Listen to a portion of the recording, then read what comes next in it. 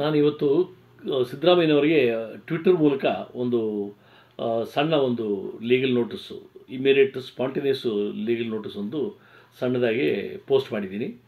ಅವರು ಮಾಧ್ಯಮದ ಮುಂದೆ ನನ್ನನ್ನು ಬ್ಲ್ಯಾಕ್ ಮೇಲರ್ ಅಂತ ಮೈಸೂರಲ್ಲಿ ಕರೆದಿದ್ದಾರೆ. ಅದು ಇಡೀ ಪ್ರಪಂಚಕ್ಕೆ ಪ್ರಸಾರ ಆಗಿರ್ತದೆ.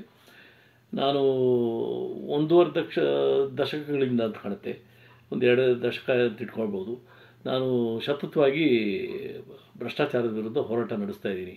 ಸುಮಾರು ಜನರ ಮೇಲೆ ಹಾಕಿದ್ದೀನಿ. ನಾನು ಇಂಥ ಪಾರ್ಟಿ ಅಂಥ ಪಾರ್ಟಿ ಅಂತೆಲ್ಲ ಎಲ್ಲ ಪಾರ್ಟಿನವ್ರ ಮೇಲೂ ಕೇಸ್ ಹಾಕಿದ್ದೀನಿ. ನಡೀತಾ ಇದೆ. ಏನಾಯಿತು ಅಂತ ಕೇಳಿದ್ರೆ, ಸುಪ್ರೀಂ ಕೋರ್ಟ್ ಮಾನಿಟರ್ಡ್ ಒಂದು ಕೇಸು SIT ಫಾರ್ಮ್ ಮಾಡಿ ನಡೀತಾ ಇದೆ ಯಡಿಯೂರಪ್ಪನ ಮೇಲೆ. ಈ ಥರ ಎಲ್ಲ ನಡೀತಾ ಇದೆ. ಓಕೆ, ನನಗೆ ಶಾಕ್ ಆಗಿದ್ದು ನಮ್ಮ ಮುಖ್ಯಮಂತ್ರಿಗಳು ಸಿದ್ದರಾಮಯ್ಯನವರು ಈ ಮಟ್ಟಕ್ಕೆ ಇಳಿದ್ರ ಅಂತ.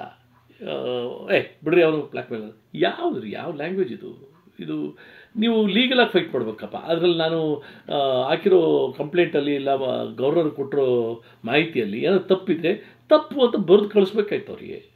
ಅವ್ರು ಗವರ್ನರ್ ಏನು ಕೇಳಿದ್ರು, ನೋಡಿ ನಿಮ್ಮ ಮೇಲೆ ಒಂದು ಕಂಪ್ಲೇಂಟ್ ಬಂದಿದೆ, ಇದಕ್ಕೆ ನೀವು ಏನು ಉತ್ತರ ಕೊಡ್ತೀರ ಅಂತ ಕೇಳಿದ್ದಾರೆ. ಆ ಉತ್ತರನ ಕಳಿಸ್ಬೇಕಾಯ್ತು. ಅದಕ್ಕೆ ಬದಲು ಇಲ್ಲ ಅದರಲ್ಲೇನಿಲ್ಲ ಇದರಲ್ಲೇನಿಲ್ಲ ಅದರಲ್ಲಿ ವಾಟ್ ಆರ್ ಯು ಸೇಯಿಂಗ್? ಅವರು ಏನು ಕೇಳಿದ್ರು? It's a simple thing. ನಾನೀಗ ಅದನ್ನು ಟೂತ್ ಆ್ಯಂಡ್ ನೇಲ್ ಫೈಟ್ ಮಾಡ್ತೀನಿ ಆ ಕೇಸನ್ನು. ಪ್ಲಸ್ ನನಗೆ ಒಂದು ಅನಿಸೋದು ಏನು ಹೇಳಿದ್ರೆ, ಇವರು ಸಿದ್ದರಾಮಯ್ಯನವರು ಒಂದು ಈ ನಮ್ಮ BS ಯಡಿಯೂರಪ್ಪನವರು ನಡತೆಯನ್ನು ನೋಡಿ ಕಲ್ತ್ಕೋಬೇಕು. ಎಷ್ಟು ಗಂಭೀರವಾಗಿ, ಎಷ್ಟು ಗೌರವವಾಗಿ ಮಾಧ್ಯಮದ ಮುಂದೆ ಬಂದು ಏನು ಹೇಳೋರು, ನಾನು ಅವ್ರ ಮೇಲೆ ಕೇಸ್ ಹಾಕಿ FIR ಆದಾಗ ನಾನಿದು ಲೀಗಲಾಗಿ ಫೈಟ್ ಮಾಡ್ತೀನಿ, will fight it legally, I know ಅಂತ ಹೇಳೋರು. ಏನು ಅವ್ರೇನು ಜಾಸ್ತಿ ಹೇಳಿದ್ದೀನಿ ಅಂತಂದರೆ ನನ್ನ ವಿರುದ್ಧ ಪಿತೂರಿ ಇದೆ ಅಂತ, ಏನೋ ಯಾರೋ ಒಬ್ಬರು ಪಿತೂರಿ ಇದೆ ಅಂತ ಆಯಿತು.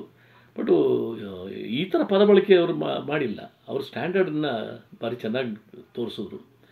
ಅವ್ರ ಮೇಲೆ ನಾನು ಕೇಸ್ ಹಾಕಿದ್ದೀನಿ.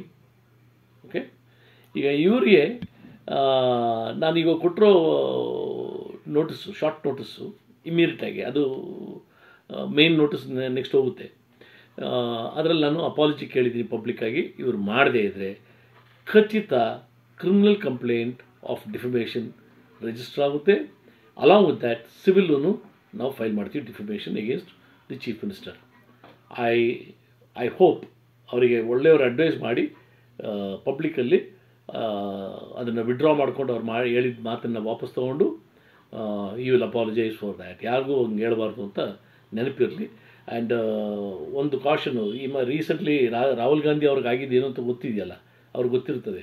ಒಂದು ಸ್ಟೇಟ್ಮೆಂಟ್ ಮಾಡಿದ್ದಕ್ಕೆ ರ್ಯಾಲಿಯಲ್ಲಿ ಅವರ ಡಿಫಮೇಟರಿ ಸ್ಟೇಟ್ಮೆಂಟ್ ಅಂತೇಳಿ ಅವ್ರದ್ದು ಸ್ಥಾನನೇ ಹೋಗ್ಬಿಡ್ತು, MP ಸ್ಥಾನನೇ ಹೋಗ್ಬಿಡ್ತು, ರದ್ದಾಗಿತ್ತು. ಅದು ನೆನಪಲ್ಲಿ ಇಟ್ಕೊಳ್ಳಿ ಅಂಥೇಳಿ ನನ್ನ ಮಾತನ್ನು ಮುಗಿಸ್ತೀನಿ.